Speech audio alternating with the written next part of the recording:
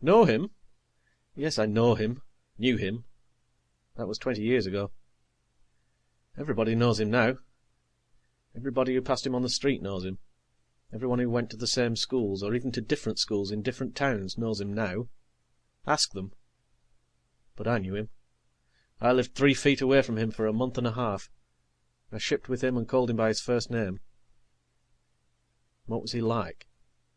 What was he thinking, sitting on the edge of his bunk with his jaw in his palm and his eyes on the stars? What did he think he was after? Well, I think he... I think I never did know him after all. Not well. Not as well as some of those people who are writing the books about him seem to. I couldn't really describe him to you. He had a duffel bag in his hand and a packed air suit on his back. The skin of his face had been dried out by ship's air, burned by ultraviolet and broiled by infrared. The pupils of his eyes had little cloudy specks in them where the cosmic rays had shot through them. But his eyes were steady and his body was hard. What did he look like? He looked like a man. It was after the war and we were beaten. There used to be a school of thought among us that deplored our combativeness. Before we had ever met any people from off-Earth, even, you could hear people saying we were toughest, cruelest life form in the universe, unfit to mingle with the gentler, wiser races in the stars, and a sure bet to steal their galaxy and corrupt it forever. Where these people got their information, I don't know. We were beaten. We moved out beyond Centaurus and Sirius, and then we met the Jeks, the Noseway, the Lud. We tried terrestrial know-how, we tried production miracles, we tried patriotism, we tried damning the torpedoes and full speed ahead, and we were smashed back like mayflies in the wind.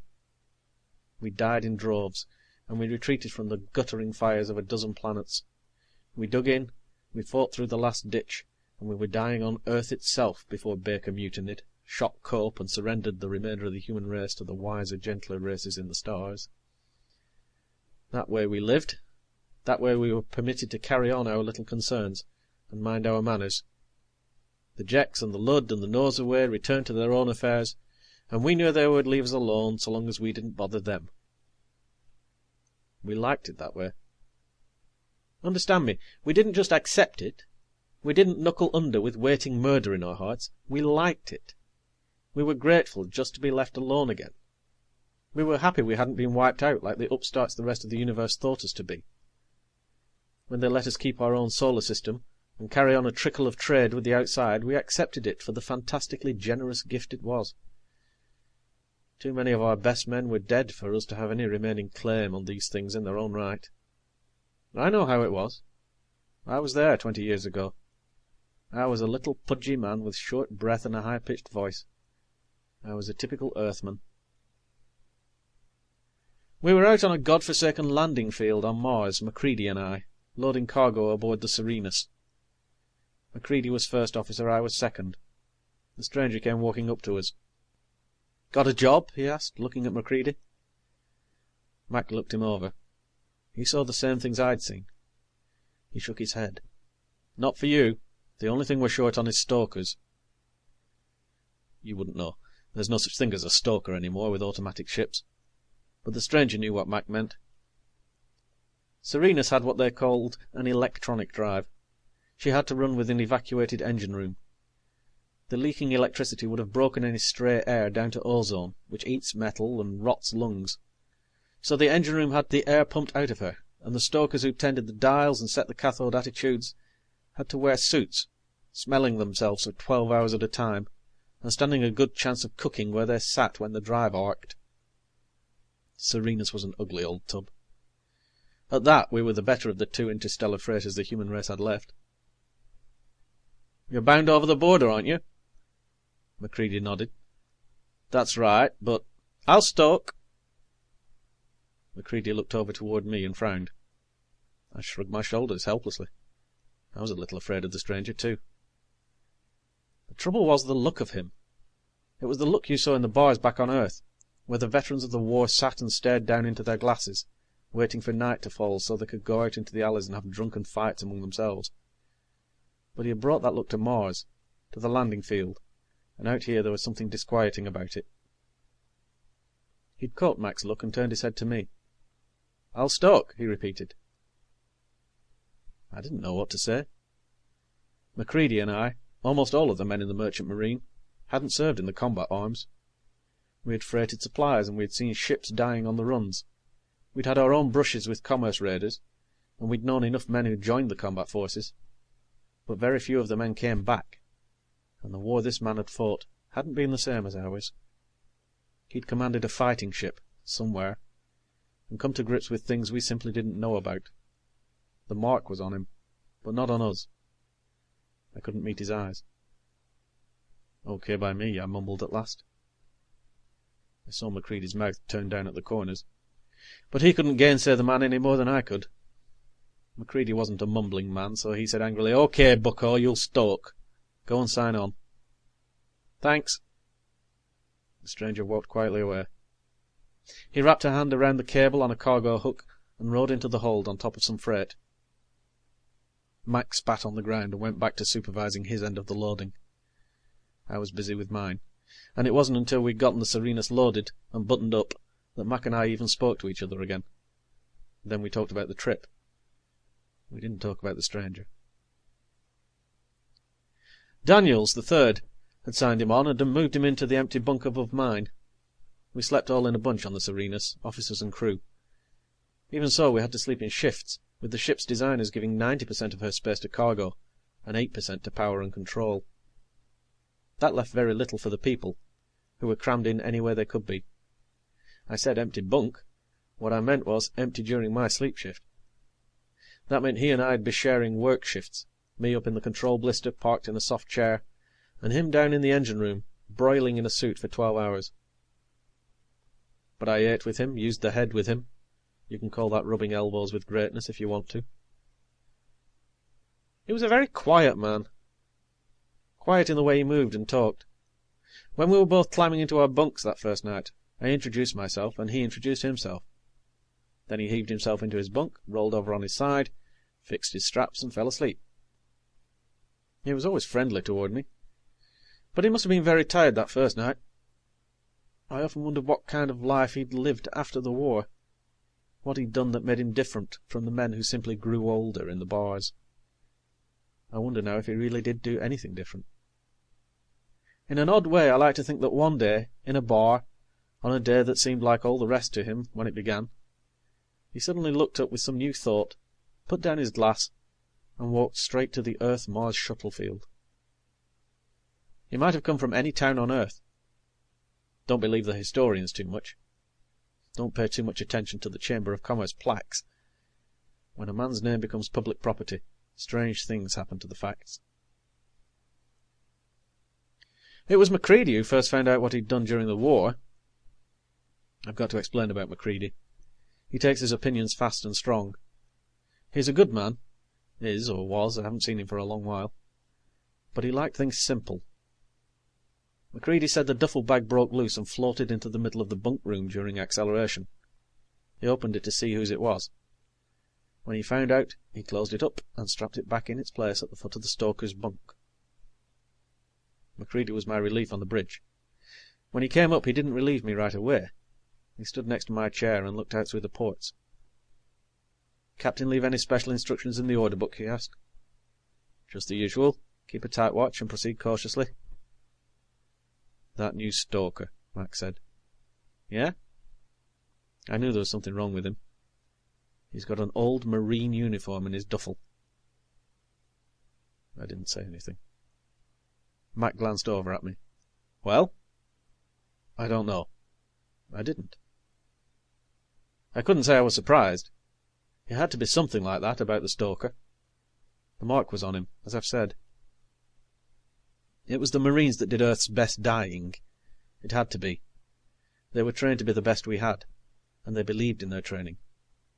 They were the ones who slashed back the deepest when the other side hit us. They were the ones who sallied out into the doomed spaces between the stars and took the war to the other side as well as any human force could ever hope to. They were always the last to leave an abandoned position. If Earth had been giving medals to members of her forces in the war, every man in the Corps would have had the Medal of Honor 2 or 3 times over, posthumously. I don't believe there were 10 of them left alive when Cope was shot. Cope was one of them. They were a kind of human being neither Macready nor I could hope to understand. You don't know, Mac said. It's there, in his duffel. Damn it, we're going out to trade with his sworn enemies. Why do you suppose he wanted to sign on? Why do you suppose he's so eager to go? You think he's going to try to start something? Think? That's exactly what he's going for. One last big alley fight. One last brawl. When they cut him down, do you suppose they'll stop with him? They'll kill us, and then they'll go in and stamp Earth flat. You know it as well as I do. I don't know, Mac, I said. Go easy. I could feel the knots in my stomach. I didn't want any trouble. Not from the Stoker, not from Mac. None of us wanted trouble, not even Mac. But he'd cause it to get rid of it, if you follow what I mean about his kind of man. Mac hit the viewport with his fist. Easy! Easy! Nothing's easy. I hate this life, he said in a murderous voice. I don't know why I keep signing on. Mars to Centaurus and back and forth in an old rust tub that's going to blow herself up one of these. Daniels called me on the phone from communications. Turn up your intercom volume, he said. The Stoker's jamming the circuit. I kicked the selector switch over, and this is what I got. So there we were at 1,000,000 per, and the air was getting thick. The captain said, cheer up, brave boys, we'll... He was singing. He had a terrible voice, but he could carry a tune, and he was hammering it out at the top of his lungs. 'Twas the last cruise of the Venus, by God you should have seen us. The pipes were full of whiskey, and just to make things risky, the jets were... The crew were chuckling into their own chest phones. I could hear Daniels trying to cut him off, but he kept going. I started laughing myself. No one's supposed to jam an intercom, but it made the crew feel good. When the crew feels good, the ship runs right, and it had been a long time since they'd been happy. He went on for another 20 minutes. Then his voice thinned out, and I heard him cough a little. Daniels, he said, get a relief down here for me. Jump to it. He said the last part in a master's voice. Daniels didn't ask questions. He sent a man on his way down. He'd been singing, the Stoker had. He'd been singing while he worked with one arm dead, one sleeve ripped open and badly patched because the fabric was slippery with blood. There'd been a flashover in the drivers. By the time his relief got down there, he had the insulation back on, and the drive was purring along the way it should have been. It hadn't even missed a beat. He went down to sick bay, got the arm wrapped, and would have gone back on shift if Daniels had led him. Those of us who were going off shift found him toying with the theremin in the mess compartment. He didn't know how to play it, and it sounded like a dog howling. Sing, will you? Somebody yelled. He grinned and went back to the good ship Venus. It wasn't good, but it was loud. From that we went to Starways, Farways, and Barways, and the Freefall song. Somebody started, I Left Her Behind for You, and that got us off into sentimental things, the way these sessions would sometimes wind up when spacemen were far from home. But not since the war, we all seemed to realize together. We stopped and looked at each other, and we all began drifting out of the mess compartment. And maybe it got to him too. It may explain something. He and I were the last to leave. We went to the bunk room, and he stopped in the middle of taking off his shirt. He stood there looking out the porthole. I forgot I was there. I heard him reciting something softly under his breath, and I stepped a little closer. This is what it was. The rockets rise against the skies, slowly in sunlight gleaming, with silver hue upon the blue, and the universe waits dreaming. For men must go where the flame winds blow, the gas clouds softly plating, where stars are spun and worlds begun, and men will find them waiting. The song that roars where the rocket soars is the song of the stellar flame. The dreams of man and galactic span are equal and much the same. What was he thinking of? Make your own choice. I think I came close to knowing him at that moment, but until human beings turn telepath, no man can be sure of another. He shook himself like a dog out of cold water and got into his bunk. I got into mine, and after a while I fell asleep. I don't know what Macready may have told the skipper about the Stoker, or if he tried to tell him anything. The captain was the senior ticket holder in the merchant service, and a good man in his day. He kept mostly to his cabin. And there was nothing Macready could do on his own authority. Nothing simple, that is. And the Stoker had saved the ship, and... I think what kept anything from happening between Macready and the Stoker, or anyone else and the Stoker, was that it would have meant trouble in the ship. Trouble confined to our little percentage of the ship's volume could seem like something much more important than the fate of the human race. It may not seem that way to you. But as long as no one began anything, we could all get along. We could have a good trip. Macready worried, I'm sure. I worried sometimes. But nothing happened. When we reached Alpha Centaurus, and set down at the trading field on the second planet, it was the same as the other trips we'd made, and the same kind of landfall. The Lud factor came out of his post, after we'd waited for a while, and gave us our permit to disembark. There was a Jek ship at the other end of the field, loaded with the cargo we would get in exchange for our hold full of goods. We had the usual things: wine, music tapes, furs, and the like. The Jeks had been giving us light machinery lately. Probably we'd get 2 or 3 more loads, and then they'd begin giving us something else. But I found that this trip wasn't quite the same. I found myself looking over at the factor's post, and I realized for the first time that the Lud hadn't built it. It was a leftover from the old colonial human government. And the city on the horizon. Men had built it. The touch of our architecture was on every building. I wonder why it had never occurred to me that this was so.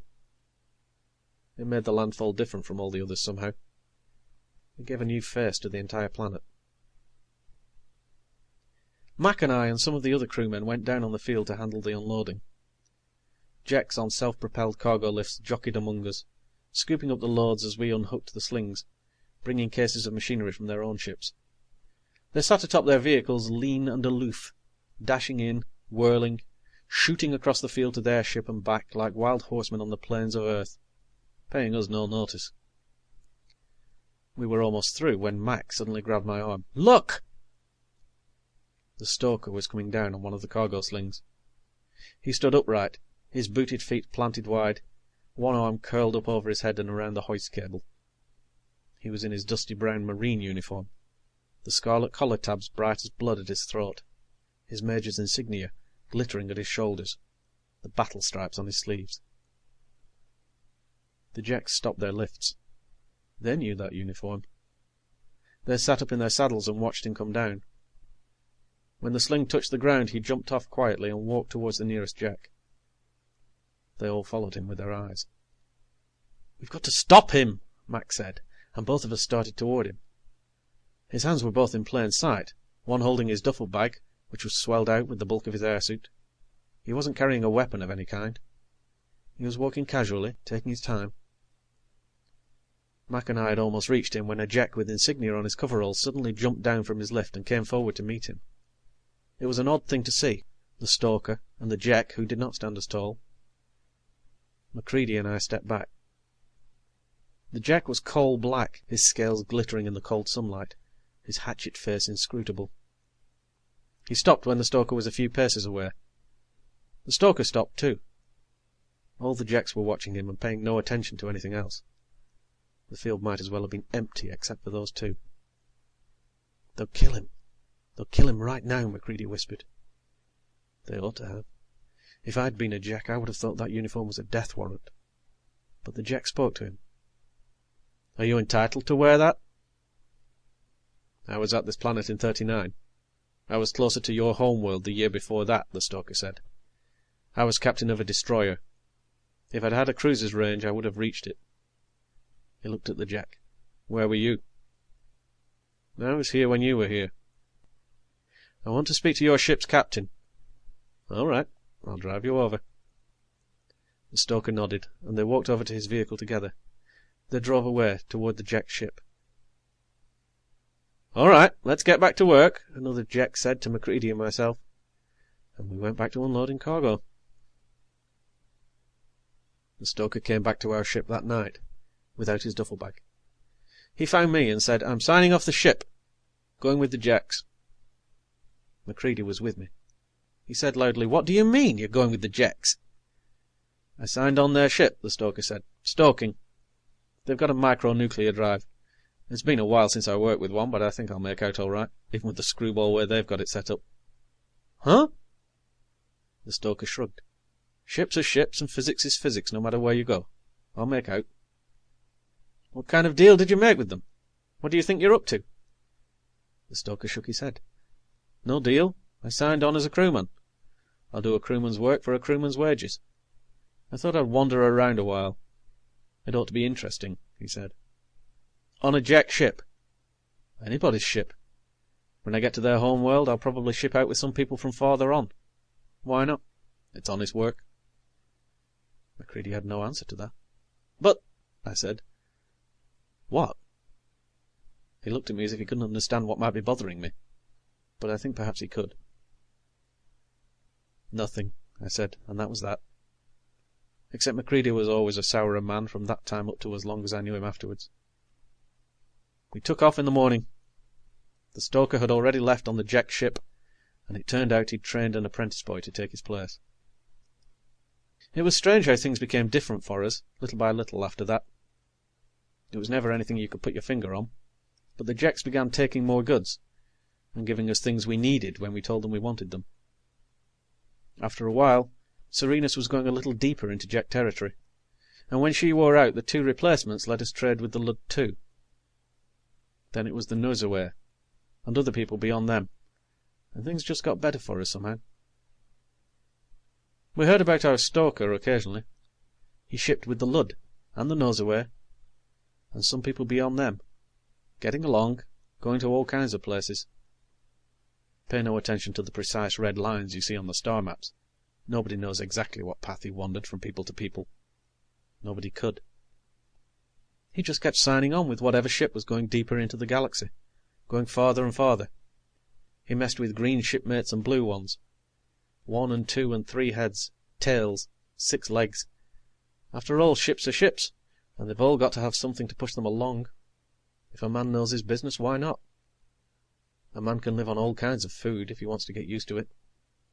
And any non-toxic atmosphere will do, as long as there's enough oxygen in it. I don't know what he did to make things so much better for us.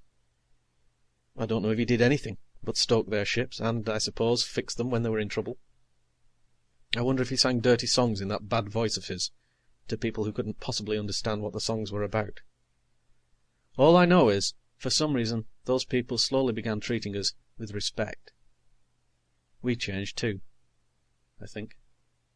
I'm not the same man I was, I think. Not altogether the same. I'm a captain now, with master's papers, and you won't find me in my cabin very often. There's a kind of joy in standing on a bridge, looking out at the stars you're moving toward. I wonder if it mightn't have kept my old captain out of that place he died in, finally, if he'd tried it. So I don't know. The older I get, the less I know. The thing people remember the stoker for, the thing that makes him famous and, I think, annoys him, I'm fairly sure is only incidental to what he really did. If he did anything. If he meant to. I wish I could be sure of the exact answer he found in the bottom of that last glass at the bar, before he worked his passage to Mars and Serenus and began it all. So I can't say what he ought to be famous for. But I suppose it's enough to know for sure that he was the first living being ever to travel all the way around the galaxy. The end. End of The Stoker and the Stars